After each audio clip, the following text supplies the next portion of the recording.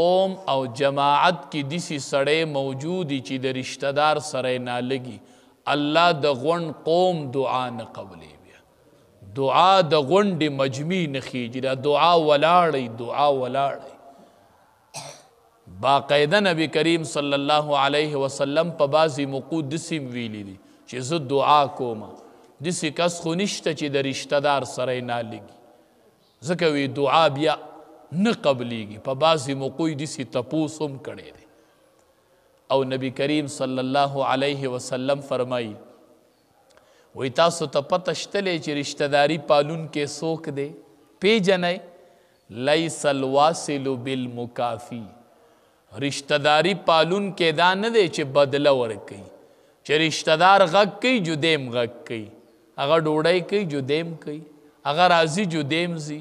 دا رشتہ پالل ندی گورے دا خون بدلہ ورکول لی اگا غگ کی جو تا غگ کے اگا نکی جو تا نکے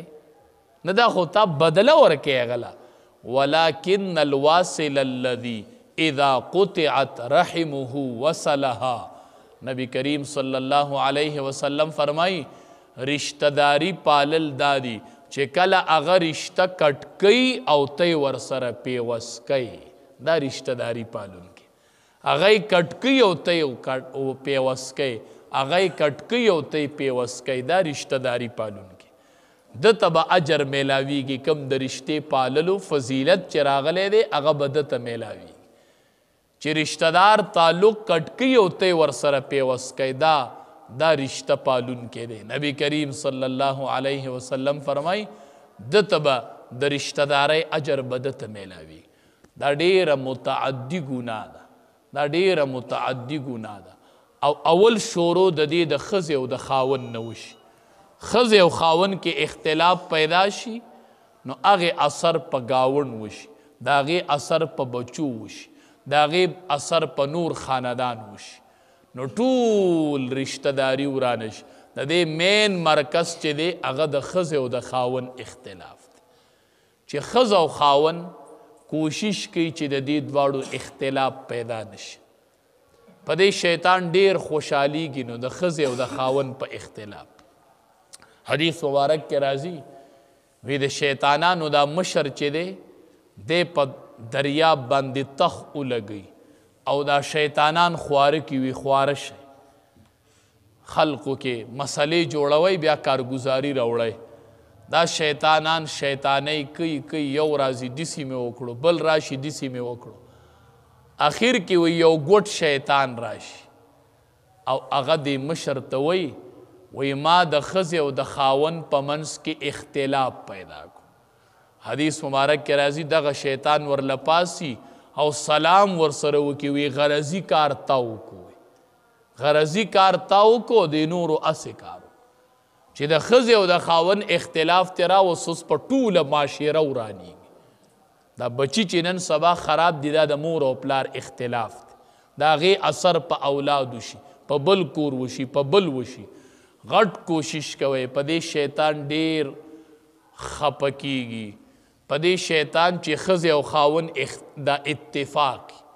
چی کل اختلاف راشی نو پا دی شیطان گوری دیر خوشحالی گی چی دا خز او دا خاون رشتہ ماتش او دا خز او دا خاون رشتے تا اللہ قرآن کی ویلی دی مودتا و رحمہ دا دا دوستانی ماحول لی دا دا منی او دا محبت جوڑا دا و رحمتن او دا رحمت تے دے کی شفقت تے تالی دی نہیں نکاح باوشی لیدلیم نیو نکاح اوشی فطرتی طور دی نکاح کے اللہ محبت یخی دے چیرش نکاح ور سر اتڑل شی فطرتی طور مابین کے محبت پیدا شی دا اللہ دا دی سر تڑلے دے دا نکاح سر اللہ محبت تڑلے دا دیر دا محبت رشتہ دا نو پکار دا دا چی دے کے دیر ناکام کو زکتا ستا علم دے نن سبا طلاقون دیر شول